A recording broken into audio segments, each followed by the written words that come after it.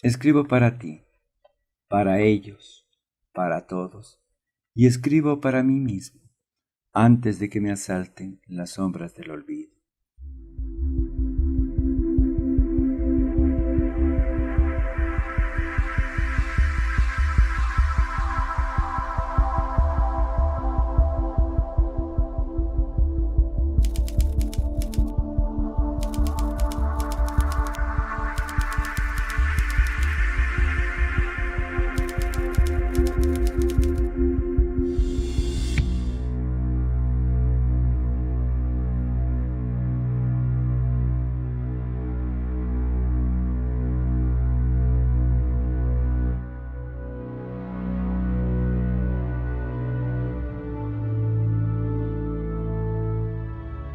Cuando amanece, tímido el sol besa las calles solitarias y el rostro de las casas escondidas. Hay un cósmico amor en esa caricia matutina. Un viento frío llega de las montañas. Un aire tempranero despierta la ciudad, barre los sueños y hace que el hombre se apreste a los trabajos y a los días. La tibia claridad se detiene en el alba, en las cornisas, los techos, las ventanas. Es paloma de luz, trémulo arcángel que anuncia el esplendor del nuevo día.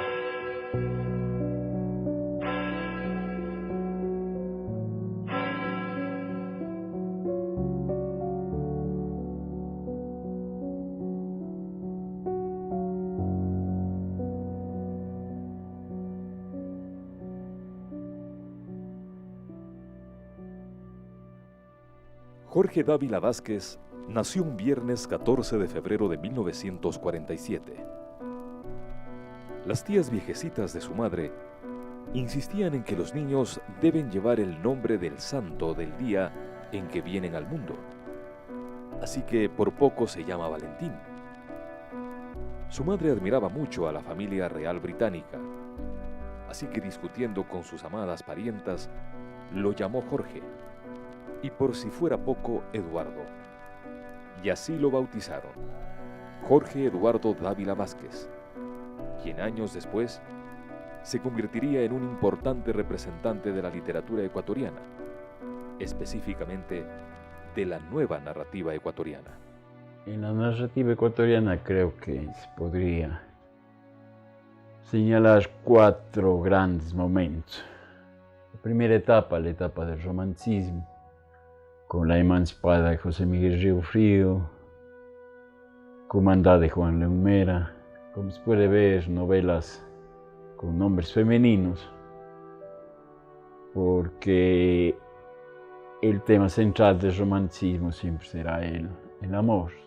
A partir de los años 30, por lo tanto, se da el realismo social, una novela de protesta, una novela de denuncia, una novela que muestra las realidades más dolorosas, las injusticias.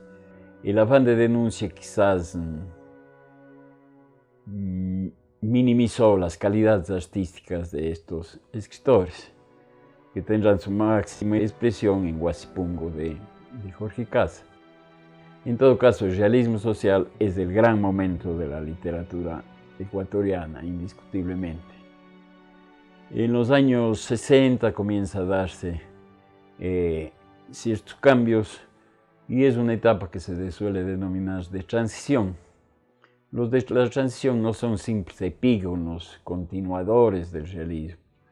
Es cierto que respetan y valoran mucho lo que hicieron sus antecesores, pero ya encuentran su propio camino. César Dávila Andrade es uno de los 3 grandes maestros del cuento ecuatoriano, junto con José de la Cuadra y Pablo Palacio. En los años 70 se da el paso al realismo abierto, es decir, a la literatura de nuestros días, a la nueva novela, con influencia del realismo mágico, con estilo barroco, pero los que inician esa etapa no son escritores de la nueva generación, sino son 2 de la vieja guardia, son Demetrio Aguilera Malta y don Alfredo Pareja Discanseco, escritores que en esa época ya eran personas que llegaban más o menos a los 60 años de edad. Toman la posta, toman el relevo los escritores de la generación que se suele llamar de los 70, que es la generación formada, por ejemplo, por Jorge Dávila Vázquez. Sus progenitores se habían casado en enero de 1946, muy jóvenes, a los 19 años. Su padre fue a la conscripción, que se alargó más de lo debido por una rebelión militar a la que llamaron Guerra del Socavón. La casa en que nació Jorge todavía existe en el barrio de San Blas, aunque él insiste en que era una construcción modesta, sin ninguno de los adornos que hoy ostenta en su fachada. Jorge se crió en medio del mimo excesivo de toda su familia, pues era el único niño que había llegado al seno familiar en muchos años. Jorge se crió con personas bastante mayores que le mimaron mucho, le contemplaron y hicieron que desarrolle rápidamente sus cualidades. Es decir, él cuando fue a la escuela, dicen que ya sabía escribir. Entonces, siempre le adelantaron por tratarse de personas mayores y que se dedicaron con alma, vida y corazón a educarle a él.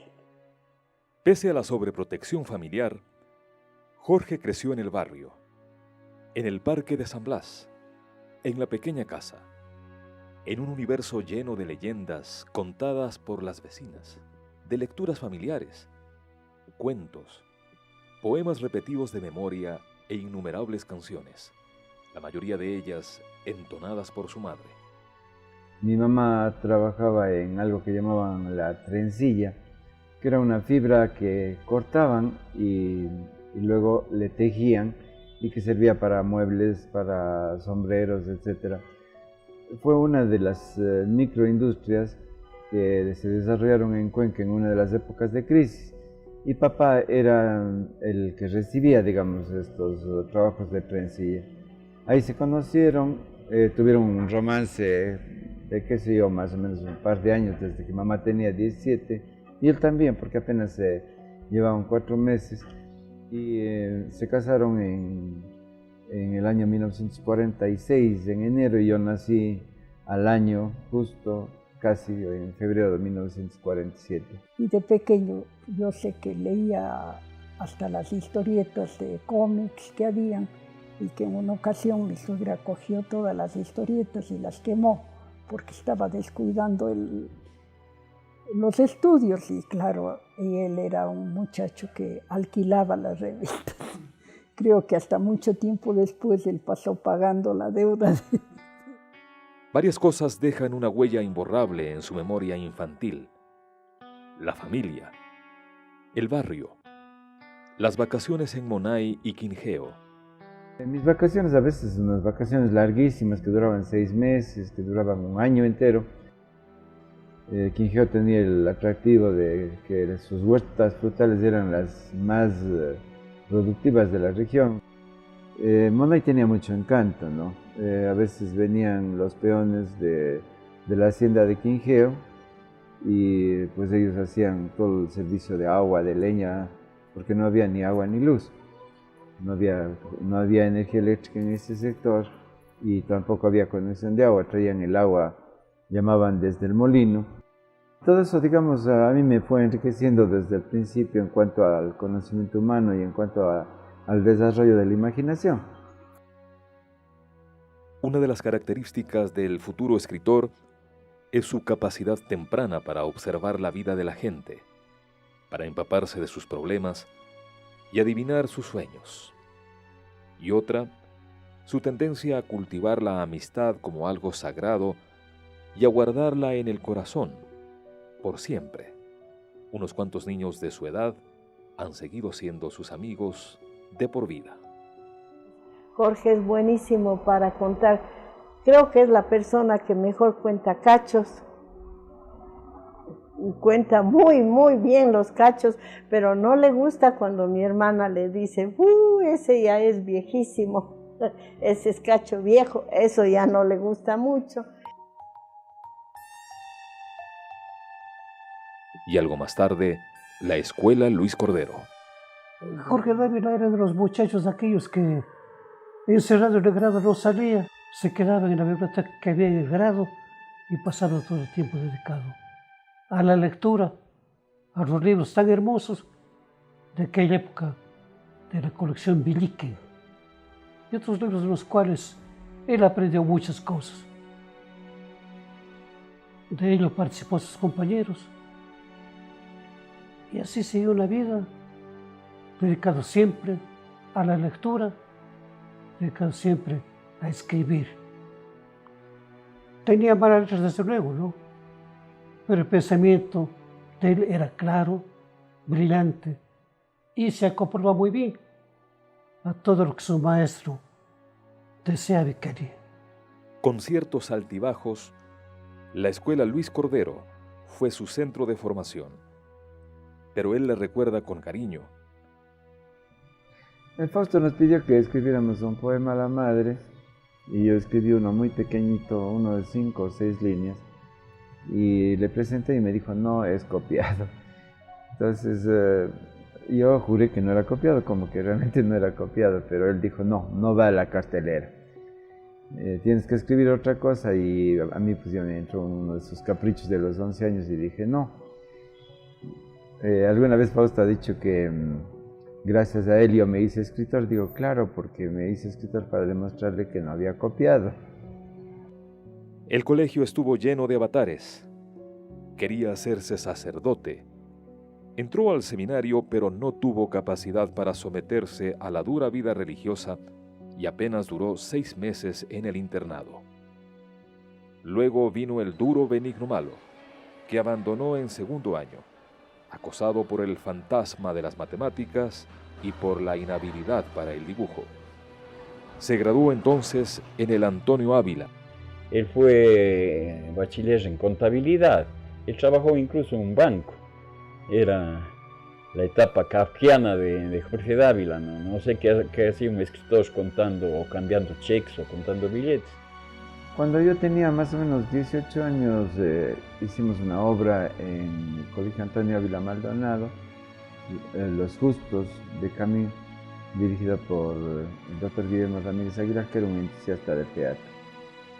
Fue el principio del movimiento teatral renovado de Cuenca, pues a partir de allí se fundó ATEC, Asociación de Teatro Experimental de Cuenca, que tuvo larga vida y en la que Dávila permaneció algunos años como actor, director y dramaturgo. Pues a través del grupo de ATEC, ya con Edmundo Maldonado, que era director del Mercurio, se formó el grupo de teatro ATEC, con una actividad pero así intensísima, ¿no?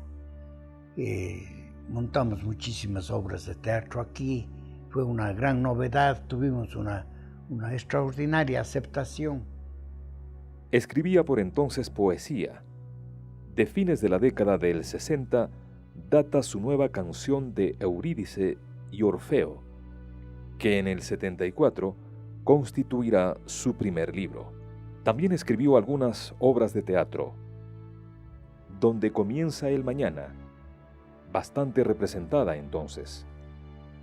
El caudillo anochece, que le dio un primer premio nacional, y Con gusto a muerte, que aparece en su nuevo libro, A Escena. En la primera fila de los asientos del Teatro La Casa de la Cultura estaban todas las monjas de los Sagrados Corazones. Y la obra que montamos con Jorge, donde comienza el mañana, es una obra en que prácticamente todas eran malas palabras. Es una obra muy tosca, grosera, agresiva, ¿no? Entonces, como ya estaba hecha la cosa, no había más remedio. Le tuvimos que hacer, y viendo las caras de molestia de las monjitas. En 1970, recién casado, fue un año a Francia en unión de su esposa e hizo estudios de asistencia de dirección teatral con algunos personajes notables de la escena francesa, en especial con Roger Blanchon, quien hizo también cine. Curiosamente, Al volver de Francia, se fue alejando poco a poco del teatro. Él era muy dedicado al teatro cuando éramos jóvenes, cuando estábamos recién casados, pero en realidad eso no llevaba a ninguna parte porque ni producía y nosotros necesitábamos ingresos. Y él tranquilamente un buen día decidió dejar. Yo le insinué que no podía seguir así. En realidad él dejó el teatro, que le consumía muchísimo tiempo. Y empezó a escribir relato. Cuando él empezó a escribir, en el Mercurio hubo una crítica muy dura, muy fuerte contra el Jorge. Y yo ya era amigo de la mamá de Jorge, y vino ella a conversar conmigo y me dice, sabes que el Jorge está muy molesto con esta crítica, dice que va a dejar de escribir, está muy fastidiado. Entonces, con la Anita, la mamá del Jorge, fuimos a esto. Jorge no, entiendo que será la primera vez que vaya a oír esta historia, porque nunca le comenté yo. Fuimos a la dirección del Mercurio y reclamamos porque era un joven que recién estaba comenzando y no era justo la dureza con que le criticaron, ¿no? Pero ventajosamente Jorge superó eso y siguió escribiendo.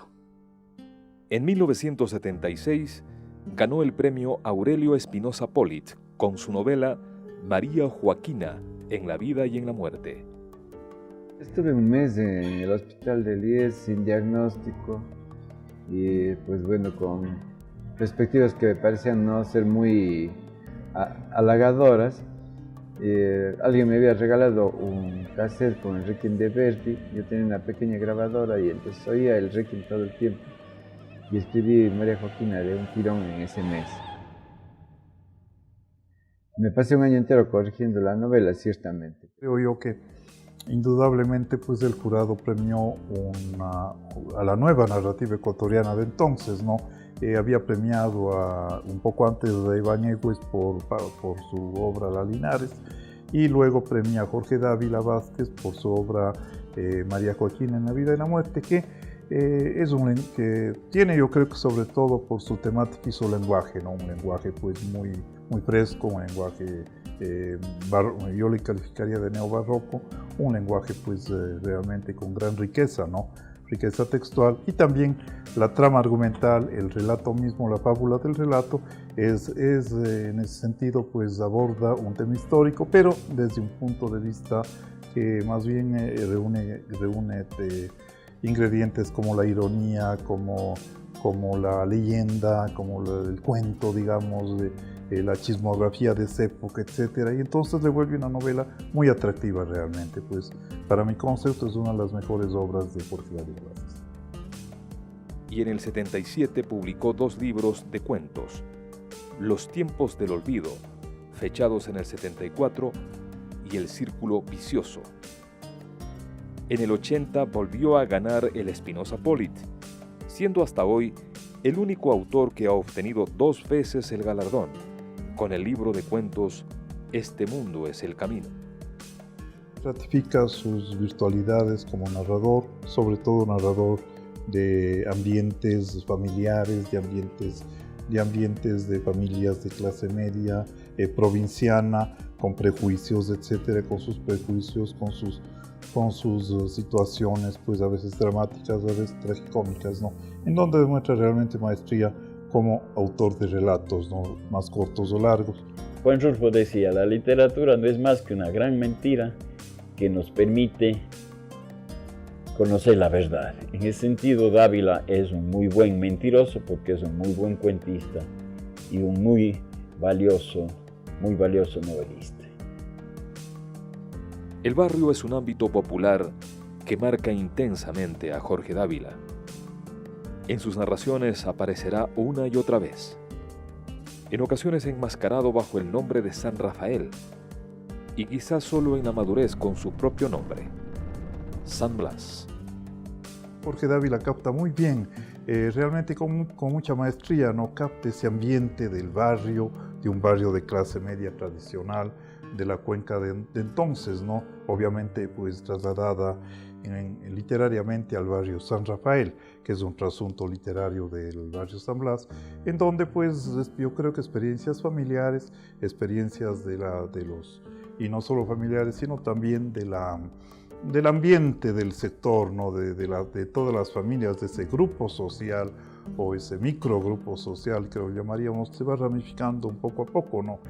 Hay una multiplicidad de personajes en esta etapa narrativa de Jorge Dávila Vázquez muy bien diferenciados y que tienen gran riqueza justamente humana, ¿no? Esa interrelación de ese mundo o ese mundillo, digamos, pequeño, a veces enclaustrado en sus problemas, lleno de a veces de cosas que no salen a flote, pero que se mantienen latentes, como sucedía pues en estas familias tradicionales de clase media, ¿no? Parte importante de la cultura de Dávila ha sido y es el cine, arte por el que siente un gran amor. Del Ecuador, enseguida le atiendo, señorita Soledad.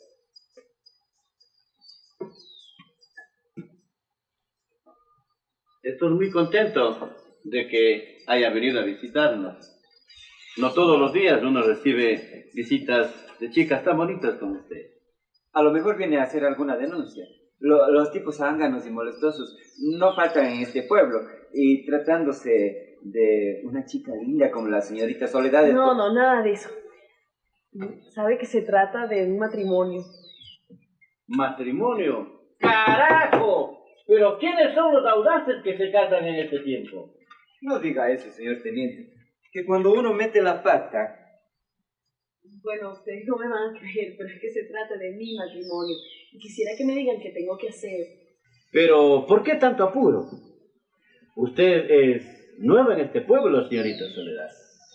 ¿Y no le parece muy apresurado este casamiento? No tanto como el suyo, señor teniente. Cuando me casé, mi esposa era una mujer hecha y derecha.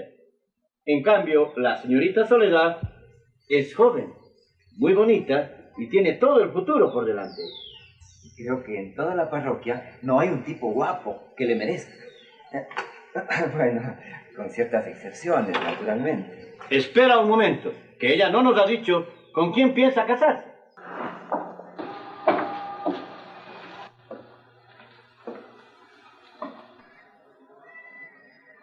¿Qué quieres ahora? ¿Qué es lo que quieres, te digo? Patrón, yo quería pedirle un favorcito, patrón. Otro más. Permisos no. Ya te di la semana pasada. Ahora, ¿qué es lo que quieres? Habla. Un suplidito, patrón. Un suplidito. Un suplidito. Imposible, hombre. Ustedes creen que soy una máquina de hacer plata. ¿Y para qué quieres el suplidito? Contesta, hombre, habla. ¿O es que te has quedado mudo? Mi mujer está enferma. Ese es un cuento viejo. Cada vez que uno de ustedes quiere sacarme plata, tiene enfermo al hijo, la mujer, la suegra, lo que sea. ¿Y ahora qué tiene tu mujer? No sé, patrón. Le duele el pecho, tose mucho. Dicen que puede ser por el trabajo, por el sombrero. Eso es porque no comen. Se lo gastan todo en borracheras. Son sucios, viven como animales. Ahora mismo, la plata esa será para írsela a gastar en fiestas, para emborracharse. No, patrón, no. Es para la mujer. Es para los guaguas. Para ellos. Un barrio ya no marcado por la inocencia infantil, sino saturado de oscuras pasiones y conductas pecaminosas, aparece en el libro de madurez de Jorge Dávila, Las criaturas de la noche. El eje son cuentos sobre los 7 pecados capitales. Quizás la última vez en que el ámbito de San Blas, con alguna máscara, emerge en la narrativa daviliana, que a partir de mediados de la década del 80, en que apareció ese libro, que él sigue considerando el mejor de los suyos, toma otros rumbos. El enfocar una temática local no le vuelve a un autor localista. El localismo en literatura es más bien el tratar de una manera muy costumbrista, de una manera muy folclórica, digamos, un tema local, ¿no? Pero, como decía Tolstoy, si escribes tu aldea, describes el mundo, ¿no?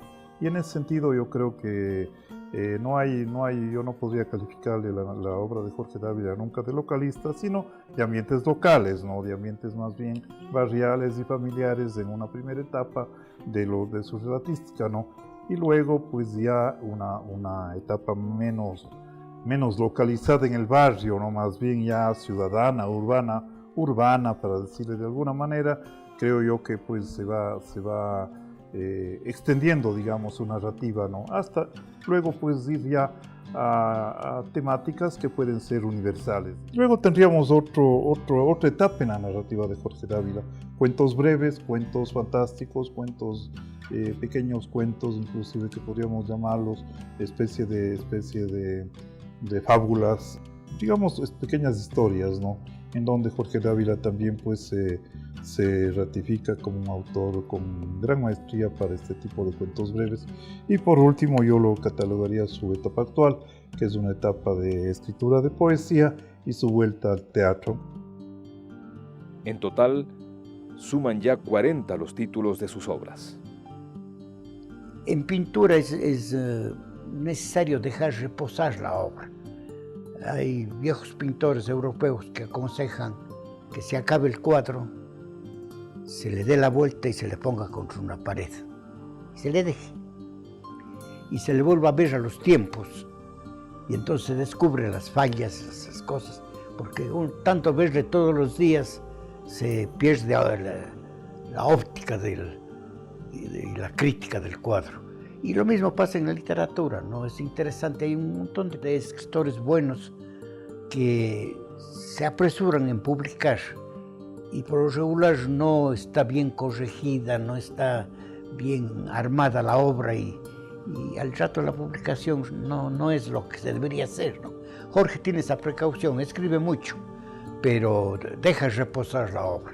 Es interesante plantearse si el arte está vinculado a una herencia, a una cuestión de sangre. Sobre todo en el caso de Dávila, porque parecería que desde su nacimiento ya estaba vinculado a la actividad artística. Es sobrino del más grande poeta ecuatoriano, César Dávila Andrade. Jorge Dávila no es que fue favorecido por la presencia de César Dávila, sino muy al contrario. Yo creo que Jorge tuvo la primera lucha del Jorge fue contra la sombra de César Dávila. Dice Jara Hidrobo, que es el más grande poeta ecuatoriano actual, en un poema que se llama Escamoteo, dice: lo que en última instancia interesa, lo que importa, es romperles el culo a las palabras. Es decir, más a las palabras, poseerlas y tratar de seducirlas, ¿no? O como dice Octavio Paz, chillen putas, chillen. La palabra es traicionera, la palabra es veleidosa, ¿no? El poeta tiene que amar sobre todo la palabra. Ahora ese amor a la palabra ya viene con la sangre. Es difícil de precisar.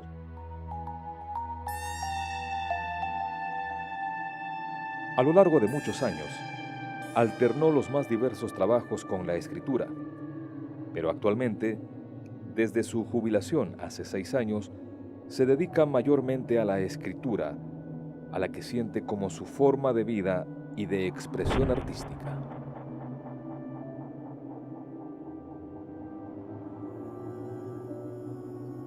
Lo que quise escribir, escrito está.